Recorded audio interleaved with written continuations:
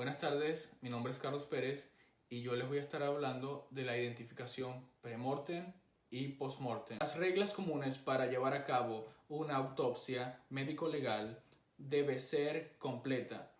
Supone la abertura de las tres cavidades craneal, torácica y abdominal, y la revisión minuciosa de extremidades y de órganos internos. Debe ser metódica. Se debe seguir un orden preestablecido y sistemático. Debe ser descriptiva. Deben ser descritos de forma precisa los hallazgos encontrados en el cadáver, con el objeto de una perfecta conformación del protocolo de audiencia. Para la utilidad de las experticias en ADN mediante el uso de análisis de sangre, huesos, dientes y pelos.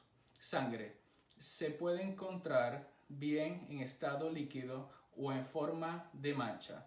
La sangre líquida bien conservada no ofrece ningún tipo de problema, pero es frecuente que al laboratorio llegue sangre putrefacta, bien porque se ha estropeado durante el transporte o bien porque pertenece a un cadáver en el cual se ha iniciado la descomposición. Para evitar el primer problema, es conveniente realizar una mancha sobre una grasa antes de proceder al transporte de la muestra, y para el segundo hay que tratar de buscar otra muestra para el análisis. La extracción de ADN a partir de este tipo de restos es más larga y costosa que en los casos anteriores. Muestras dubitadas e indubitadas. Las muestras dubitadas son restos biológicos de procedencia desconocida, es decir, no se sabe a quién pertenecen. Por ejemplo, las muestras recogidas en la escena del delito o de un cadáver sin identificar. Muestras indubitadas o de referencia son restos biológicos de procedencia conocida, es decir, se sabe a quién pertenecen. Por ejemplo, la sangre tomada de un cadáver identificado o las muestras tomadas a familiares de un desaparecido. El tipo de muestras indubitadas más habituales son sangre y saliva. Frotis bucal. Estas muestras requieren un análisis microscópico previo a la analítica molecular con el fin de determinar el tipo de análisis que es posible en ellos. Estudios de ADN nuclear o de ADN mitocondrial. Además de otras características importantes, con el análisis microscópico se determinan, entre otros, los siguientes puntos.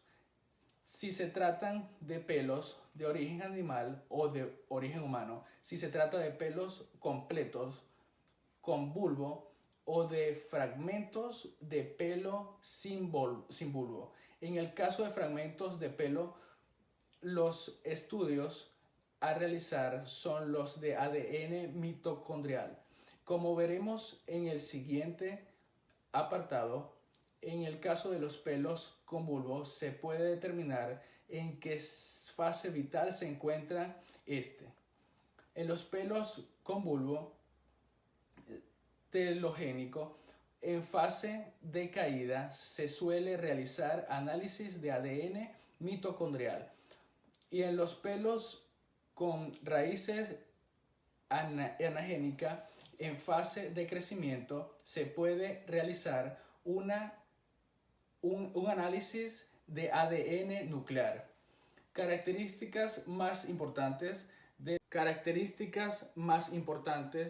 de la identificación premortem y postmortem. Premortem. Para la identificación de un sujeto vivo existe una serie de análisis, pruebas y experticias a llevar a cabo para lograr el objetivo de dar con la identificación verdadera de un individuo. Los principales exámenes generales se esquematizan de la siguiente manera. Examen visual. Se caracteriza por ser un examen sistematizado del sujeto que se quiere identificar. Es útil aún sin el auxilio de técnicas o instrumentos especializados. Mediante este estudio se pueden lograr datos importantes para la identificación. Los datos fisionómicos es un método simple. Se ha tratado de tecnificar mediante datos fisionómicos. Es un método simple. Se ha tratado de tecnificar mediante su empleo en las policías de investigación que consiste en la implementación de la fotografía para el reconocimiento de rasgos de la fisionomía de un posible victimario.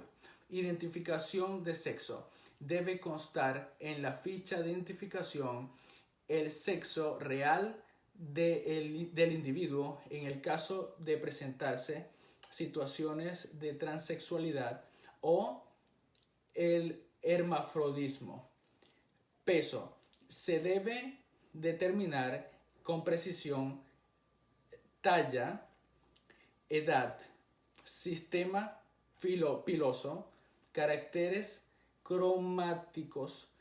La talla debe ser tomada correctamente mediante el uso de instrumentos adecuados. La edad.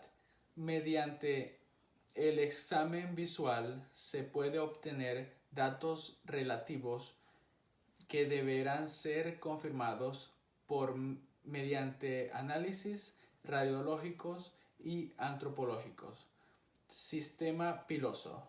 Mediante el análisis del sistema se pueden identificar rasgos como color, tipo, caracteres cromáticos. Además de tomar en cuenta el sistema piloso, busca identificar mediante color de piel y ojos marcas particulares. Este rango se encuentran señas particulares como cicatrices, tatuajes, marcas o degeneración genética. Exámenes médicos ayudan a identificar cualquier tipo de enfermedad patológica que sirva para, a través de análisis de comparación, cotejar e identificar al individuo. Sistema dactilar. Como ya ha sido estudiado, las huellas dactilares